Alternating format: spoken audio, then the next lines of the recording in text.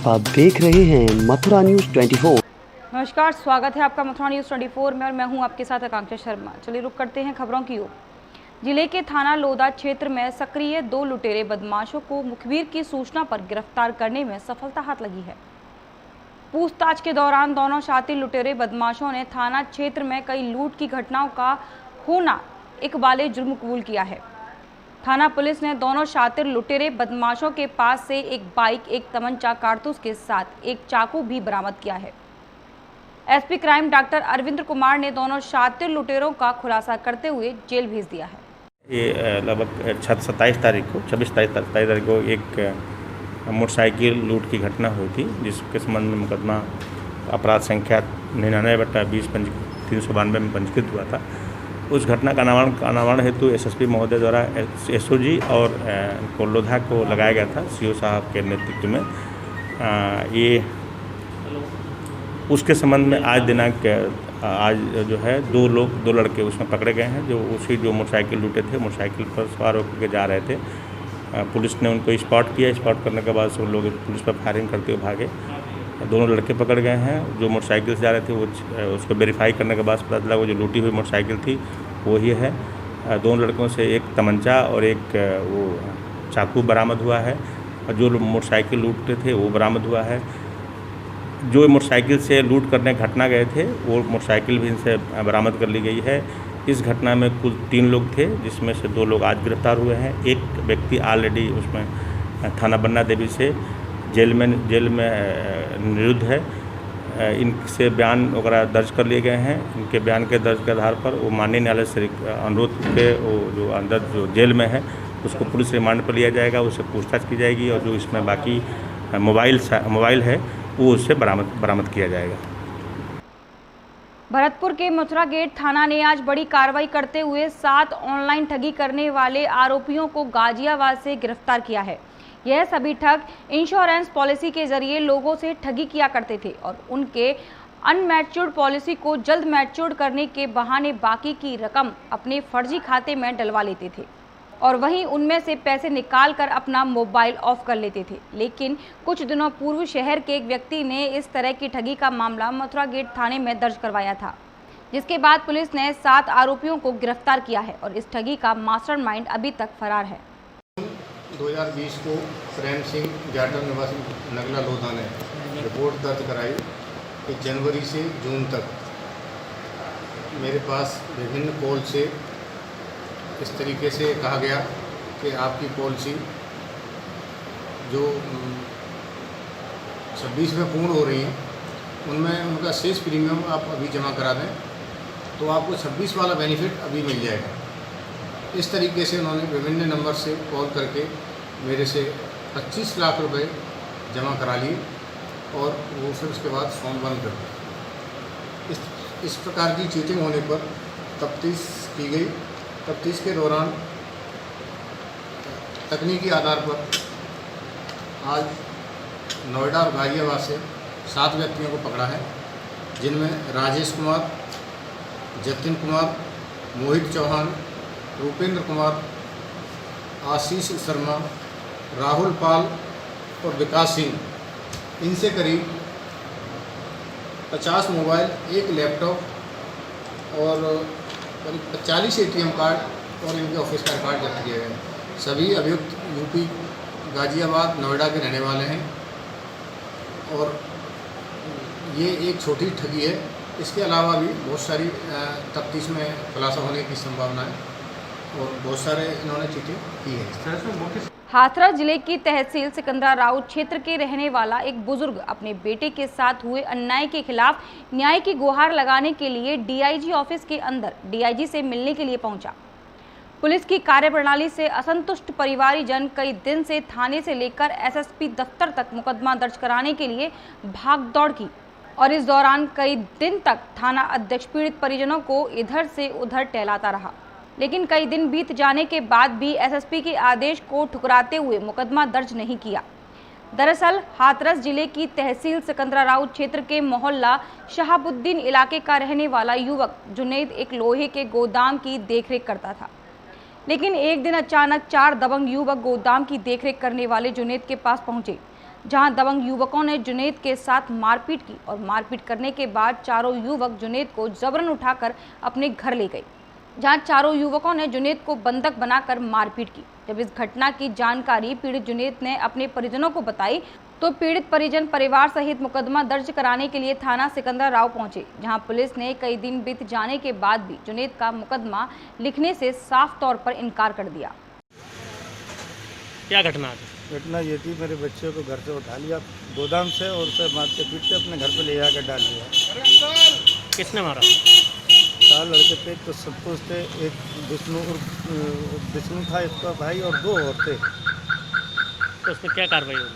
उसमें मैं थाने गया था, 3 दिन उन्होंने रोका मुझे कि हमें कल ले रहे हैं एप्लीकेशन, कल दर्ज करेंगे, परसों करें। 3 दिन के बाद 4थे दिन मैं एसपी साहब से मिला। उन्होंने फिर मार कुछ किया, बोले कोतवाल से मिलना। कोतवाल साहब के पास गया, 2 दिन फिर उन्होंने घुमा दिया, कुछ जवाब नहीं किया। घटना कहाँ की थी? सिकंदराव मोहल्ला शाहबुद्दीनगंज। अब यहाँ से क्या आश्वासन मिला? यहाँ मैं आया था तो यहाँ मुझसे ये कह दिया गया आई साहब नहीं बैठे हैं, पीए साहब ने वो मेरी दरख्वास्त एप्लीकेशन दे दी। आप क्या चाहते हैं? मैं चाहता हूँ मेरी रिपोर्ट दर्ज हो, उसकी सही इंक्वायरी हो, सही जांच हो, जो तथ्य सही आए सामने उसे कार्रवाई करें। क्या नाम था जिसके जिसको मारा गया? उस जुनैद। आपका बेटा था वो? जी मेरा। साइबर अपराधों पर लगाम कसने के लिए अलीगढ़ पुलिस ने हेल्पलाइन नंबर जारी किया है। अब यदि किसी के साथ साइबर ठगी होती है तो वह पुलिस के सीओजी नंबर पर कॉल कर शिकायत कर सकते हैं। पिछले कुछ समय से साइबर क्राइम तेजी से बढ़ रहा है, खातों से ऑनलाइन रकम निकाली जा रही है।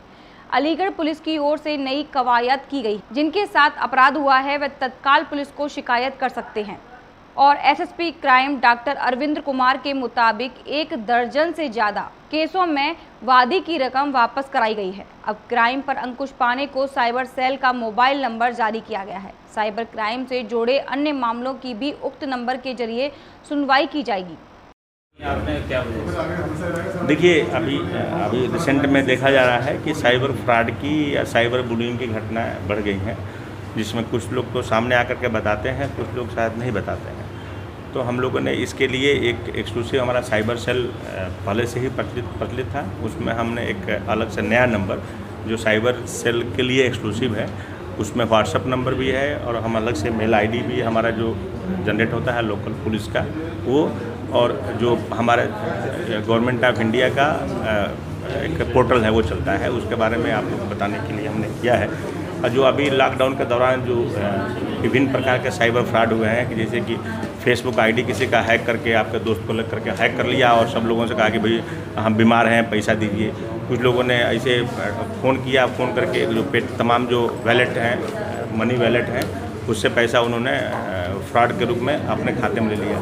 तो जो अभी हमारे पास कॉल सीधे ड्रॉप हुए हैं उसको हमने काफ़ी प्रयास करके लगभग 10 लोग तो 12 लोग का नाम हमारे पास है, और छोटे मोटे लगभग हम लोग 10 लाख रुपये की कीमत, 10 लाख रुपया लगभग फ्रॉड होने से बचा लिया है, ताकि समय से हमें इन्फॉर्मेशन मिली और समय से हम उसमें कार्रवाई करने में सक्षम हो पाए। कभी कभी इसमें ये भी बात है कि कभी कभी इसमें देर भी आती है, लेकिन लगभग 70 मोर देन 70% केसेस में जो वैलेट वाले जो पैसे हैं वो हम यदि समय से उनको इंटीमेट करते हैं तो वो उसमें पैसा वापस कर देते हैं। तो लगभग हमने 10 लाख जो है वो हमने खाते से फ्रॉड होने से बचा लिया, जिसमें कोई एक गांधी पार्क हैं, इसमें अथेस्ट कुमार जो हैं, उनका लगभग 2.5 लाख रुपया पूरा फ्रॉड पैसा था, वो हमने उनको खाते में वापस करा दिया। तो इस तरीके से हम रेगुलरली हमारा जो कांस्टेबल है, जो साइबर सेल पर काम करने वाला है, बहुत तत्परता से हम उसमें करवा रहे हैं। इसके लिए जो हम मोबाइल नंबर जो आपको आज हम अलग से एक्सक्लूसिवली पब्लिक के लिए जारी कर रहे हैं, और पब्लिक से रिक्वेस्ट है कि यदि आपके साथ कोई भी फ्रॉड, साइबर बुलिंग होती है या कोई साइबर फ्रॉड होता है तो आप इस मोबाइल पर आप व्हाट्सअप करिए, एप्लीकेशन दे दीजिए। फिजिकल एप्लीकेशन देने की आपकी कोई आवश्यकता नहीं है। यदि आप लोकल थाने में चले जाए और तत्काल मुकदमा लिखा जाएगा। नहीं आप थाने जा रहे हैं, कहीं दिक्कत है तो आप हमें इस पर व्हाट्सअप कर दिए तो हम जो तत्काल जांच करके उसको फ़ोन करके हम आपका पेमेंट स्टॉप कराने का प्रयास करेंगे। और आप जो है पब्लिक जो है साइबर एक जो पोर्टल है हमारा cyberpolice.nic.in पर सीधे जाकर के अपना कंप्लेंट लॉन्च कर सकती है। जो आज हम मोबाइल नंबर डाले हैं वो उसका नंबर है 7839 876377। ये हमारा नंबर है, रिपीट करता हूँ 7839 39876377। इस नंबर पर व्हाट्सअप है, टेलीग्राफ है, जितने भी मैसेंजर का हमारा ऐप्स है वो सब इस पर डाउनलोड है। इस पर कोई भी आदमी अब आज से नहीं, आज से शाम से हम इसको एक्टिवेट कर देंगे। कल से कोई भी आदमी इस पर अपना मैसेज कर सकता है, अपना एप्लीकेशन डाल सकता है। एक अलग से हमारा जो मेल आईडी है जो इसी पर काम करता है, उसका है SOGPOL ALI-UP@nic.in। SOGPOL-UP@nic.in। ये 2 मेल आईडी है। एक तो पोर्टल है, पोर्टल पर आप यदि आप जाते हैं वो भी हमारे पास आ जाता है, और एक हमारा जो हमने यहाँ पर मेल आईडी जनरेट किया है वो एक्सक्लूसिवली पब्लिक के लिए, वो सीधे हमें आप भेज सकते हैं। तो हम प्रयास करेंगे एसएसपी महोदय के जो निर्देश दिए हैं उसके माध्यम से कि जिससे जनता को जो साइबर फ्रॉड से जितना हम बचा सकते हैं बचाएंगे। आप लोगों के माध्यम से सभी से अपील भी है कि खास करके जो साइबर बुलिंग है और साइबर फ्रॉड के मामले में जितना आप सावधानी बरतेंगे उतना ही सुरक्षित रहेंगे। जितना इसमें केवल सावधानी ही सुरक्षा का। अलीगढ़ में टप्पल थाना के यमुना एक्सप्रेस वे पर पुलिस एसटीएफ बदमाशों की मुठभेड़ में हरियाणा की इनामी बदमाश ढेर हो गया। देर रात हुई मुठभेड़ में गोली लगने से बदमाश की मौत हो गई। आपको बता दें कि मारा गया बदमाश एक्सेल गैंग का बताया जा रहा है, जो यमुना एक्सप्रेस वे पर लूट की घटनाओं को अंजाम देता था। एसटीएफ की नोएडा यूनिट को जानकारी मिली थी कि गैंग लूट की प्लानिंग कर रही है। इस दौरान टप्पल पुलिस को अलर्ट कर दिया गया था। देर रात थाना टप्पल पुलिस की बदमाशों से मुठभेड़ हुई, जिसमें दोनों ओर से फायरिंग हुई। पुलिस की फायरिंग में एक बदमाश बबलू पुत्र रामपाल निवासी फरीदाबाद के सिर में गोली लगी। गोली लगने से घायल बदमाश को सामुदायिक स्वास्थ्य केंद्र टप्पल लाया गया, फिर जिला अस्पताल रेफर कर दिया गया। बताया जा रहा है कि मृत बदमाश के बाकी साथी अंधेरे का फायदा उठाते हुए फरार हो गए। किस तरह का एक बदमाश पकड़ा गया, क्या मामला है?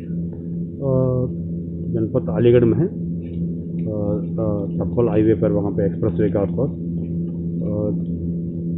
मुखबिर की सूचना का आधार पर नोएडा के एसटीएफ टीम और जनपद अलीगढ़ का टप्पल का एसएचओ का टीम दोनों जॉइंटली वहाँ पे उनको सूचना मिला है। मुखबिर ने यह बताया है कुछ बदमाश हाईवे पर पंचर करा के घटना करने वाला गैंग है, वहाँ पे घटना करने का इंतजाम को वहाँ योजना बनाते हुए वहाँ पे घूम रहा है, इस तरह सूचना मिला है। उसके बाद दोनों टीम वहाँ पे कॉम्बिंग करने के लिए गए था।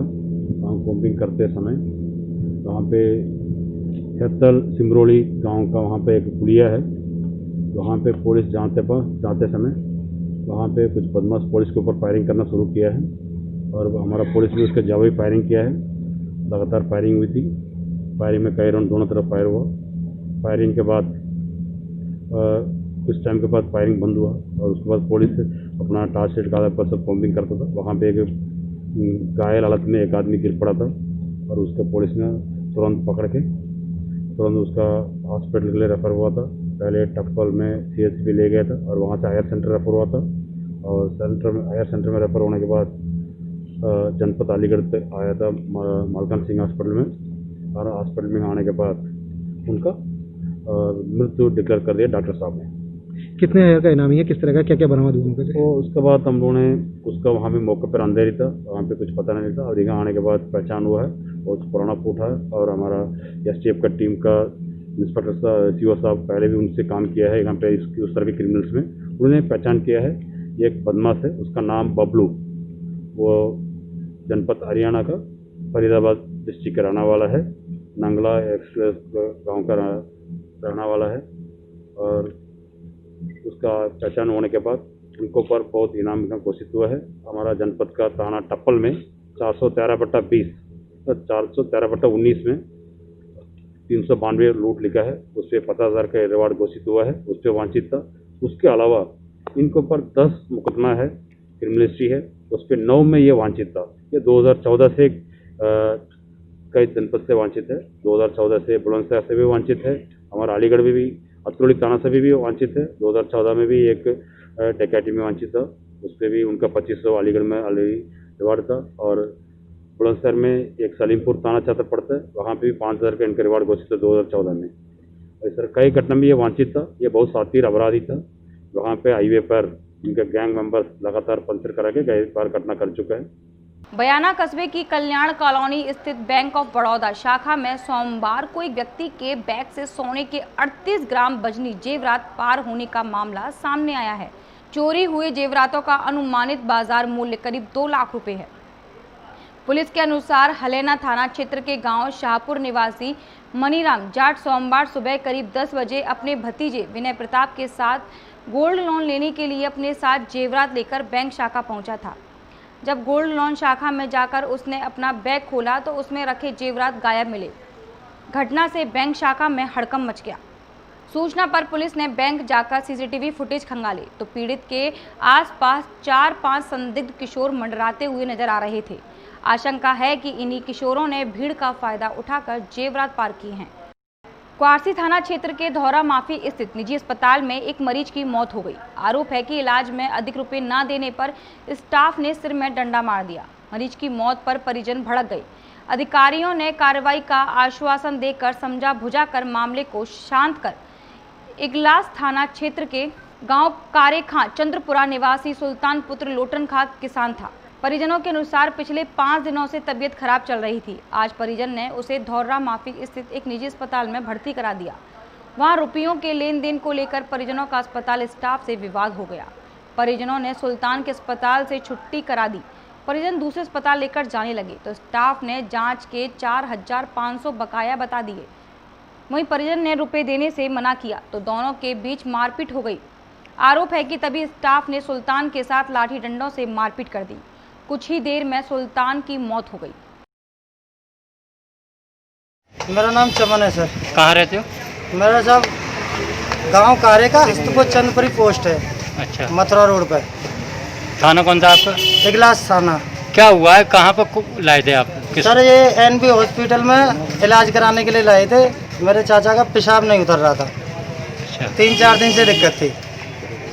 इनके पास लेके आए तो गाड़ी में उतारने से पहले हमने इनसे कहा, मैंने साहब एक बात बताएं, आप हमारे मरीज को देख लें और ये बताएं कितना खर्चा आएगा इनके इलाज में।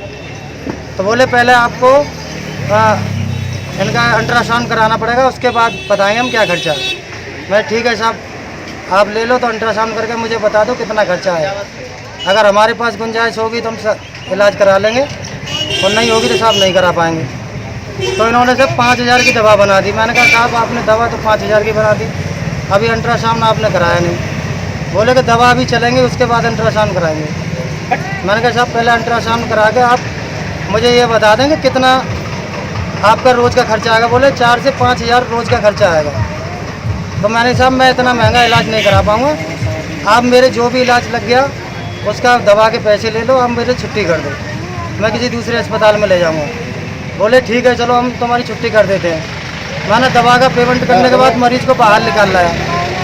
बाहर निकालने के बाद फिर इनका कितना पेमेंट करा था आपने? जी बिल बैठा था कोई 3700 के लमसम में। उसमें फिर कुछ दवा मैंने वापस करी थी, वो काट 5 हो गई थी। फिर उसके बाद 2,200 रुपये काउंटर पे दिए थे।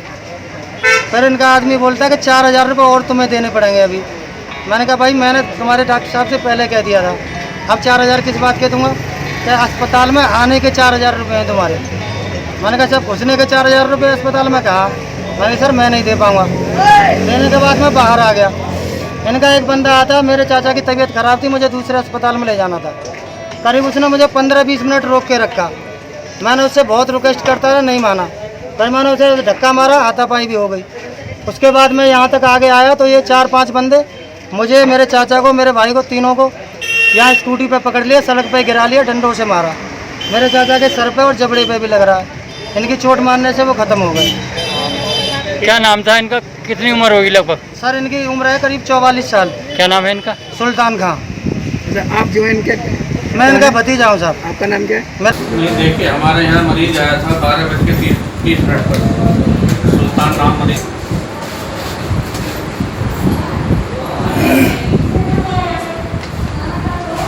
क्या घटना हुई थी चीज़ की? मुझे एक हमारे यहाँ मरीज आया था, सुल्तान खान नाम करके एक पेशेंट आया था 12:30 पर। वो सस्पेक्टेड था कोरोना का। हमने तो उसकी जाँचें कराई। जाँचें कराने के बाद हमने देखा कि स्थिति अच्छी नहीं है, तो हम इसे वापस करने लगे मरीज को।